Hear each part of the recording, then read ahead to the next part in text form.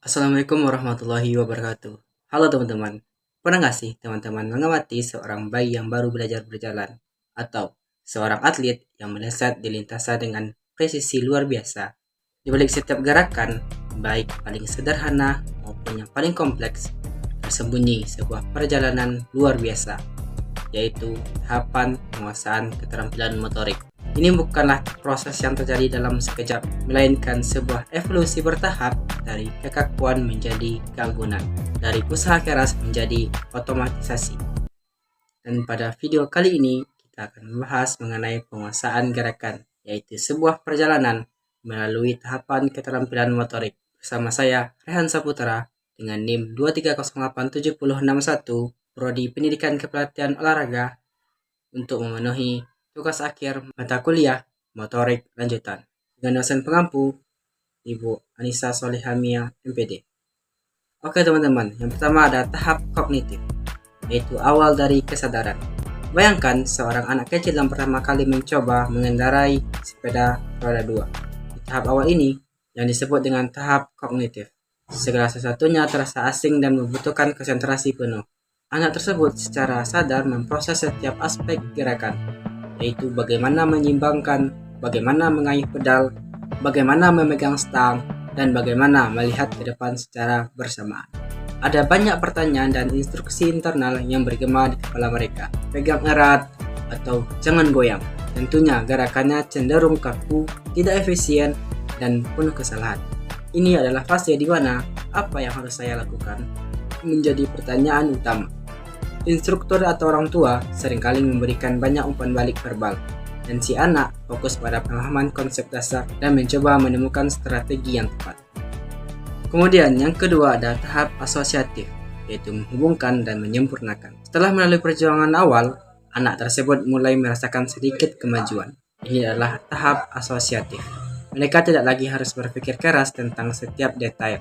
Sebaliknya, mereka mulai menghubungkan sensasi dan respon, merasakan keseimbangan yang goyah, dan secara otomatis menyesuaikan diri, atau mengayuh pedal dengan lebih ritmis.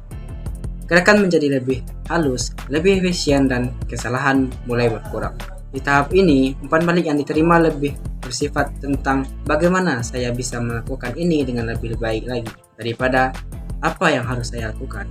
Proses coba-coba masih ada, namun sudah lebih terarah dan bertujuan.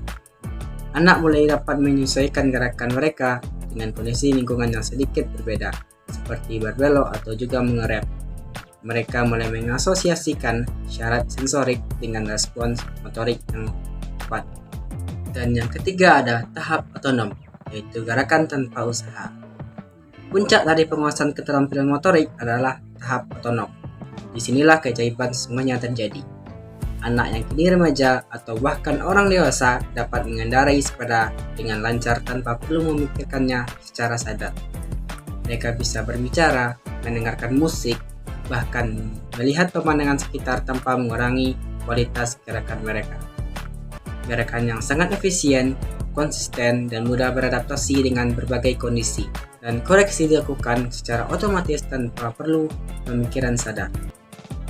Karena otak telah memprogram gerakan ini ke tingkat bawah sadar.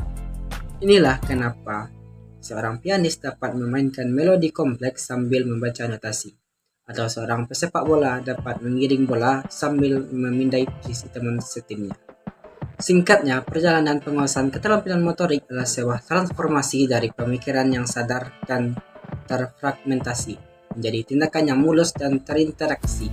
Setiap tahap memiliki tantangannya sendiri, namun dengan latihan yang konsisten, umpan balik yang tepat, dan kesabaran, kita dapat melihat bagaimana tubuh dan pikiran berkolaborasi untuk mencapai tujuan kinerja motorik. Jadi, lain kali jika kita melihat seorang yang melakukan gerakan yang luar biasa, ingatlah bahwa itu adalah hasil dari perjalanan panjang dan dedikasi melalui tahap penguasaan keterampilan motorik ini. Sekian video kali ini. Terima kasih sudah menonton.